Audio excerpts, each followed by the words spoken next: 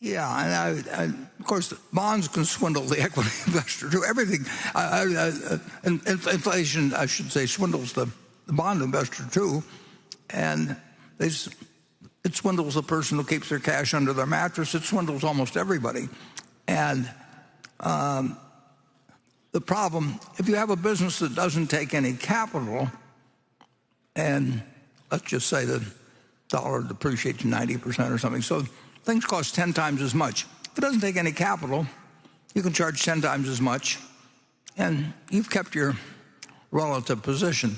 But most businesses take some capital. If our utility business, just say that the dollar is worth 1/10 some years hence from now, we have to have 10 times the capital investment, basically. And we get paid a return on that. But we have forced capital investment to essentially keep them in the same place. And I wrote an article that related to that. And I will tell you one famous story, which you will all sympathize with, and that I wrote that story for Fortune, and when I finished it, it was about 7,000 words. And Fortune didn't like publishing 7,000 words, and they had my friend Carol Loomis explain that to me, knowing that I would pay more attention to her than anybody else, but being stubborn and male, I said, every word is precious. Then they can either run it or not.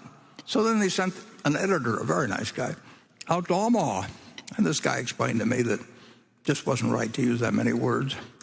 And I said, well, that's fine, but if you don't do it, I'll write it someplace else. Very disgusting behavior on my part. And then I sent it.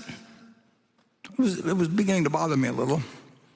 So I sent it to my friend Meg Greenfield. And Meg was a great, great, great editor at the Washington Post. And we were very, very good friends.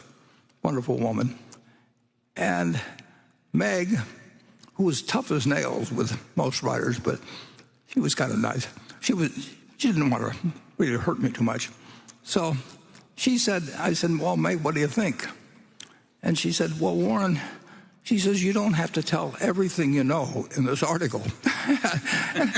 and it made the point. And so I write that article shorter, and but I'd say more or less the same thing. No, you're better off if you really could have a totally stable unit of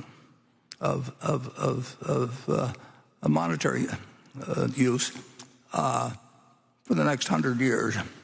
It would be better for